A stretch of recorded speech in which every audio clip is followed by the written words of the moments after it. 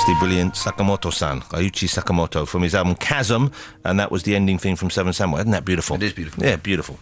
We have with us, I'm delighted and excited to say, Patti Smith. Patti, thank you very much for coming in. Oh, thank you. Good morning. And it was beautiful. It was beautiful, wasn't Yes. it? Welcome to the UK. Welcome to the show. How long have you been in the country for? A couple of days, and I'm always glad to be in London. It's like a second home for me. Yeah, I get the feeling you're one of these artists who I think has always had an affinity with the UK. I guess I don't know whether it's we received your music very well and kindly, or whether or not you just feel a kinship with us. Well, it's the people have always been very supportive. I'm like, I think 70% English by ancestry, and I have so many good friends here. You know, good friends, musicians, and just all kinds of people. So I imagine in some ways, although obviously it's a growing ever more complex by the day, the world, but it's a complicated world we live in. But certainly it must be strange for someone like you living in a country like America at the moment, I would have thought, which of course... Well, it's not strange. It's sort of heartbreaking to see, the dismantling of the people's morale, our economic structure, and have to morally live with what the Bush administration has done in Iraq. So it is difficult, but one has to, just live their life and be happy somehow. Yeah, you have to carry on, of course. Yes, exactly. But I know you've always been, not so much outspoken as such, but someone who has always felt the need to comment on what's going on around them if they disagree. Oh, I've been commenting. Yeah, I know you have in recent years. But it's such a weird, I still think it's such a weird thing, because it's more or less without any doubt that George Bush shouldn't really be running the country, of course, if the election had proceeded in the way that we want democratic elections to proceed. So, well, some of us knew that before he was president, but I think that even people that voted for him are now, the tide is turning, because there is nothing positive about the decisions he's made in Iraq, for the environment, economically. The common citizen has to be looking at their life and knowing that not only are we not better off, but the world isn't better off, and certainly the situation in Iraq has deteriorated. It is peculiar, though. It is peculiar, because I remember when I was growing up and I thought, well, the world's in a bit of a mess when I was a kid. I thought, but in the future, it's all going to be better. Yeah, we always think that. Because we're all growing up and we're the people who are going to make changes, and we can vote and we can change. And yet it actually does seem to be, if anything, getting worse. It seems to be there's more duplicity, there's more, hidden secrets and more kind of moves made against our wishes. It's a peculiar state of affairs. I'm counting on the new generations. I'm counting on their, that they will get to understand how much power they have with the technology they have in their hands, and that they'll understand that it's up to them, really going to be up to them to save the environment, to find more truthful people to run their countries. And I always have faith in young people. It's a positive way to think and a good way to live it up. Have you ever felt the desire just to sort of up and say, okay, I'm not going to live anymore, I'm going to go and live on a very remote part of Hawaii? Every day. Well, not Hawaii. I want to, I think on in somewhere in the English coast. I want to live by the sea. The Isle of Bembelik, or whatever it's called. We just spoke to a lady who lives in this remote island in Scotland. Sounds fantastic up there. Not a lot of electricity all year round. I love the wild sea. I'll go to Wales or something. Oh. I could see you walking up and down the beach, picking up a few shells, knocking off a couple of songs before lunch, and then having a nap. With a dog. Oh, fantastic. Well, more than one, I would hope. Where do you call home now, Patti, at the moment? I live in New York City. Which is where you've lived, I guess, most of your life, would I be right? Well, a large portion. I was raised in southern New Jersey, escaped at 20, went to New York, lived with Robert Mapplethorpe, and recorded and worked in New York City. In 1979, I moved to Detroit, got married, lived there for 16 years, had 2 children, and when my husband passed away, I returned to New York. It's, for me, even though it's changing, it's still a good place to do work. It does sound like you just described 5 lives there, yes, of course. I've had quite a life, and I'm still living it, and it's still ever unfolding and exciting. Remarkable people you've shared your life with. I mean, you mentioned Mapplethorpe, of course, who was just a brilliant and unique talent. Yes. And is still praised as such.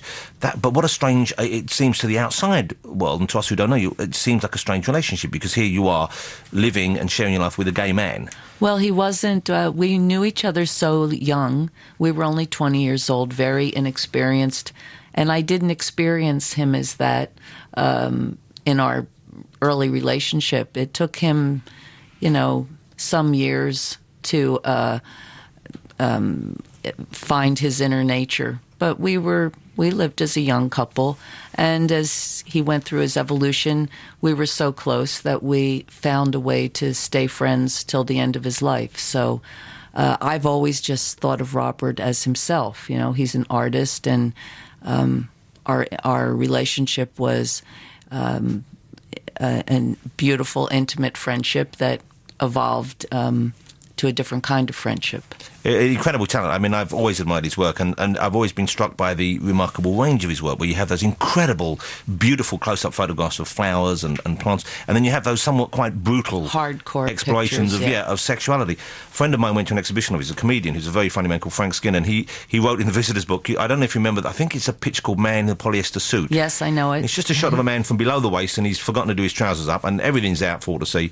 And he's very ample. Oh, good heavens above. And my friend Frank wrote in the guest book, as if he was the man in the polyester suit, and said, he promised me it was a head and shoulders shot. But the beautiful thing about Robert is he looked at all of his work in the same manner. I remember he had a show, and his mother seldom came to his shows, but he found out his mother was coming, and he replaced the photographs that would be difficult for her with flowers. And someone said, "Isn't that a compromise?" And he said, "No, all of my photographs say the same thing. They're about light, composition, they're all edgy. Some of my flowers are as edgy as the man in the polyester suit." So, Robert's mission was not to shock people. He just photographed what he saw and what he believed in, but he was sensitive to people's sensibilities. But beautiful work. Yes. Now, let's talk about New York a little bit, because I know you played the final gig ever in the legendary New York venue, which is sort of linked, perhaps unfairly in a way, and it maybe limits it a little bit, but with the punk movement in New York. But, of course, it existed before that and survived long after that. At CBGB's. Yes. Downtown. And I bet that was some performance. It was a long performance you played for, wasn't it? About 3.5 hours. But, I mean, I think people ask me what it was like, and I always tell them what it was like the very first time. Long, raucous, bad sound, emotional, sometimes very flawed, and sometimes very exciting. It was really an authentic CBGB's night, and with some magic, a lot of agitation, and some tears. And we were lucky. Flea of the Red Hot Chili Peppers came and visited, played a lot of bass with us. We did all kinds of songs from our history. Richard Lloyd from television, and I did a sort of an acoustic version of Marquee Moon. We did Blondie songs, and Lenny Kaye did Ramones songs. I did a Dead Boys. Wow. We did Sonic Reducer. We tried to salute everyone that we could that played there, and remember those who aren't with us anymore, and remember them, and salute Hilly. It was just such a really great CBGB's night, and I thought that it was fitting that we all did that together. Television was the first band to play there in 1974. We might have been the second, and my little band, which was only Lenny Kaye, Richard Soul, and I, were the first people to fill CBGB's. Wow. And after that night, it seemed like it was always full. So I felt like in 74, we did our mission. We didn't put CBGB's on the map, but we did make people aware that it existed. And Hilly Crystal gave all of us a chance to experiment and try new things. And whatever movement it's associated with, I associate it with freedom. So it was nice to salute it and say goodbye. There were talks at one stage that they might reopen a branch of CBGB's in Las Vegas, I believe, which seems about the worst thing they could possibly do. All in I its know memory. is once just a few years ago, I was offered a job in Las Vegas, and I said, I don't want, I've never been there. I said, nobody's going to come. And they said, sure they will. And so they gave me this nice contract and offered me, a nice bit of money. And I said, no one will come. And they sold 65 tickets. You're not a natural fit, I don't think, you in Vegas. So I don't know about CBGBs in Las Vegas. I do know that that they canceled the job. I didn't play in Las Vegas. We should play. Have we got any? I suspect we haven't got "Love Comes in Spurts" by Richard Hell and the Voidoids on the jukebox here. Maybe you have "Viva Las Vegas" by Elvis Presley. There you go. That would be the perfect fit. Or if we have got some Ramones that we can slip in, that would be okay. Well, let's find that in a minute. That period in New York history, though, and curiously enough.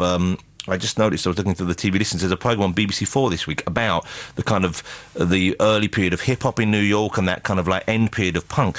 And that seems like an odd but vibrant period in New York history, because I know it was that you had quite a corrupt officials running the state at the time. There were any number of social problems or situations in New York City, and yet what an incredibly intense and creative period artistically from that city itself. Do you think that the two necessarily need to happen, that you need to have that kind of turmoil, that kind of stress to create a movement like that, or do you think it can happen in more comfortable times? I hate to say that you do, but it seems that people need that kind of restrictive energy around to comment on. A lot of great music is commentary on the society around them. It's like, for instance, what's happening in Iraq. No one seemed that interested to speak against it or to comment on anything until it started affecting them personally. And our environment, what is it going to take for people to get out there and write songs and unite, but, some kind of ecological disaster. But, whatever it takes, a lot of great art is a reflection on the times, like Guernica. Picasso wouldn't have painted Guernica if not the tragedy happened. So I guess it's one of the things that fuels artists. And it's a peculiar thing, though, isn't it? Because I remember, I'm going to drop a name here fiercely, but many years ago, I had a delightful afternoon in the company of Gilbert and George, the artists, at their house in Clerkenwell. And after they'd showed me their vase collection, we were chatting, and I asked them if they were actually happy and contented. Showed you their etchings, did they? No, they had a large collection of Chinese vases. It was quite remarkable. It took hours. I lost interest about halfway through, but I was too polite to say.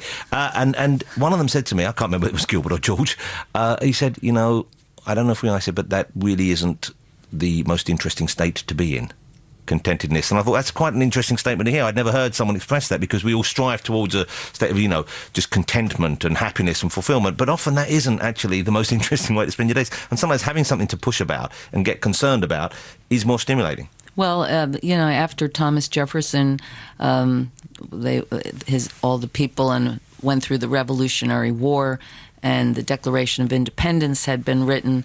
Thomas Jefferson was given a ring by his daughter, I believe, that said, "Be content." And perhaps it's something we think we strive for, but once we are contented, we find ourselves very restless for something new, some new door to kick, some wall to break through. I just think artists have to keep, all human beings, we don't want to sit still. We don't want to be static. We always want to challenge ourselves. And that's one of the great things about art. If people were contented, Picasso might have been happy with the blue period and never kept going, or Bob Dylan might have been happy writing folk songs and never written like a Rolling Stone. We're just, I guess, a big agitated bunch. Got to keep moving forward. Yep. Even if you don't know where you're going. We're going to play a track now, and Patty's going to get over in the performing seat and ready to play for us. What are we going to play first? Ramones. Do you remember Rock and Roll Radio? I love the Ramones. Lovely young Russell Brand. He's a very nice young fella. Yes. We have Patti Smith with us. She was voted 47th in a list of the 100 greatest artists of all time by Rolling Stone magazine. That must be kind of weird to be given a number and a position, I would have thought. Well, it's amazing to be part of 100 of anything. So it's a compliment, It's kind of exciting, when you think there's millions of people that play rock and roll. But I don't know. I mean, as you'll see, my guitar skills are so limited. After this, you might drop me down to 101. So. You know what I've always loved about Patti Smith, I'll say this now, is the fact that you are, in my opinion, a great stylist. You're someone who has a very unique and distinct style. Rather like, although I've never been a huge Dylan fan, I can appreciate his skill in artistry, but he is very much uniquely his own man, his own talent. And that's something which you don't hear so much of anymore. Do you still feel part of the contemporary music scene, or do you feel like you guys are now off in your own little enclave? I've never felt part of the contemporary scene, so there's no loss to me. I mean, personally, I've always sort of felt, in some maverick place, and I'm just glad that, people find what I do interesting or inspiring. I don't expect to be in any place, I don't really play by any rules. I do what I want. So, I'm glad if they hear the music and like what we do, and I don't really care. I'm interested by some of the collaborators you have on the which I was going to say it's a new album. Of course, it's a forthcoming album, really. We have a copy here, but it's not out until mid-April over here in the UK. It's called 12, because you mentioned Flea, the bassist from Red Hot Chili Peppers. He works on the album with you, I believe. He plays on Gimme Shelter and another cut, as does Tom Verlaine. Rich Robinson is on the record. My son Jackson played the solo on the Tears for Fears song that you just heard, which was exciting for me because it's the first time, it's world premiere of the record. Yeah. So I didn't know you were going to play it. I was sitting out there and I went, oh, it's the record. I didn't realise it was so far off, you see. And I thought, this is probably out next week. You also have Sam Shepard, the noted American playwright and actor. He plays banjo on the album, is that right? Yes, Sam, we did a Nirvana song, and Sam plays banjo with his son Walker. And I've known Sam for years, and when I first met Sam in 1970, he was playing drums for the Holy Modal Rounders. So I know him as a musician, and it's great to have him on the record. Now, the track you're going to perform for us live this morning isn't on the album, I believe, is it? Is that right? No, I don't know how to play any of the songs on the record. I'm sorry, but and it's also a little early for me to be singing, so I apologize in advance for my craggy voice. But I'll do a little song. I'll try. Which one is it? It's My Blakean Year.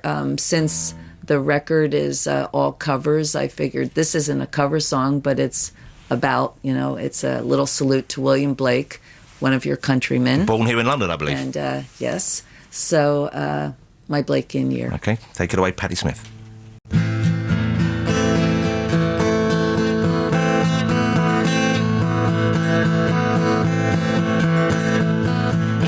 my Blakean year, I was so disposed on a mission yet unclear, advancing pole by pole, Virgin breathed into my ear, obey the simple code. One road is paved in gold, one road is just a road. In my Blakean year, such a woeful schism, the pain in our existence was not as I envisioned. Boots that tramp from track to track, worn down to the soul. One road was paved in gold, one road was just a road. In my Blakean year, temptation yet a hiss, just a shallow spear, robed in cowardice.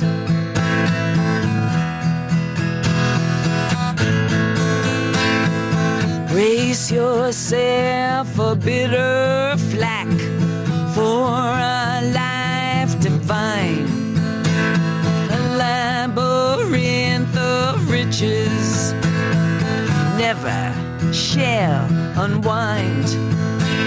The tears that bind the pilgrim sack are stitched into the Blakey and back. So throw off your stupid cloak, embrace all that you fear, 'cause joy will conquer all despair in my Blakean year. So throw off your stupid cloak, embrace all that you fear, 'cause joy will conquer all despair in my Blakean year. In my Blakean year. In my Blakean year. That was great. Hey, Patti, you can really do it. Congratulations. That was really wonderful. I so enjoyed that. Thank you so much for coming in. Oh, thanks a lot. Perhaps, I know you're back over performing here live at the Roundhouse in London in May. Yes. We will try and drag you back in then, if you wouldn't I'll mind. see if I can learn one of the songs on the record by then. Well, I hope so, because if people are going on, they want to hear the album played, you better have at least one under your belt. Oh, well, thanks for playing the song. It was really exciting. It's always exciting to hear the first time someone plays a cut off of your record. Well, I'm honoured Glad and it was excited in that it was London. us. Thank you so much. Patti Smith, ladies and gentlemen. Thank you, Patti. Bye.